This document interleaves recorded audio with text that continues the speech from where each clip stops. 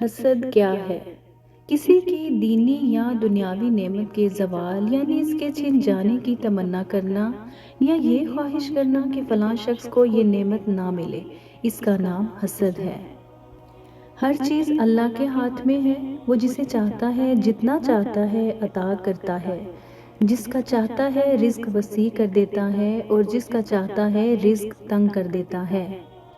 حسد ہمیشہ سے انسانوں کا ایک بہت بڑا امتحان رہا ہے۔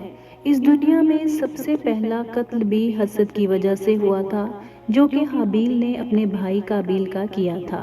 یہ بیماری دنیا میں ہر طرف بہت سے لوگوں کو ہے، اور افسوس یہ ہے کہ وہ نہیں جانتے کہ ان کی بہت سی نیکیاں حسد کی وجہ سے ختم ہو رہی ہیں۔ جب بھی یہ لوگ کسی کے پاس اپنے سے بہتر صلاحیتیں اور خوبیاں دیکھتے ہیں تو ان پر کیچڑ اچھالنا چاہتے ہیں اور ان کو برا بھلا کہنے کی کوشش کرتے ہیں۔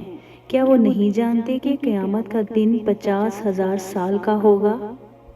حسد جہنم میں لے جانے والا کام ہے۔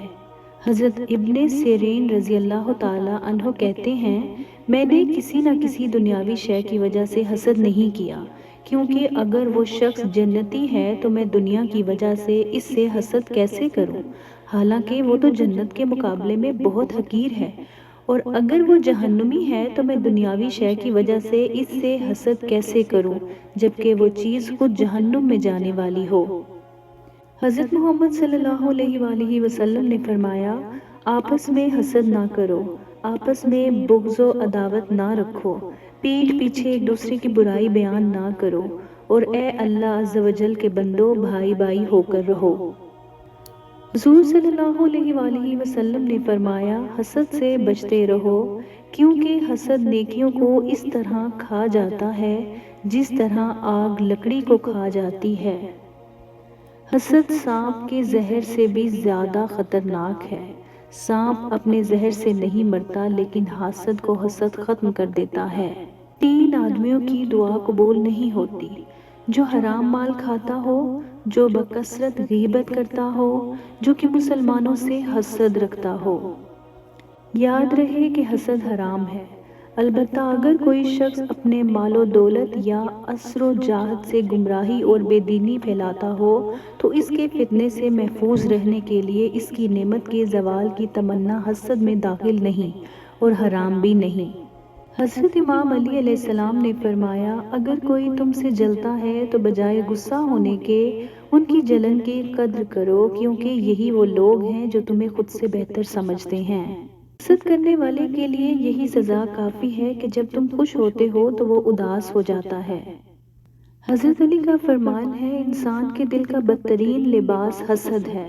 حسد انسان کو بزدل اور ظالم بنا دیتا ہے۔ حضور صلی اللہ علیہ وآلہ وسلم نے فرمایا، بے شک اللہ کی نعمتوں کے بھی کچھ دشمن ہیں۔ پوچھا گیا، یا رسول اللہ صلی اللہ علیہ وآلہ وسلم، نعمتوں کے دشمن کون ہیں؟ فرمایا، یہ دشمن وہ ہیں جو لوگوں سے ان کی نعمتوں کی بنا پر حسد کرتے ہیں جو اللہ نے اپنے فضل سے انہیں دی ہیں۔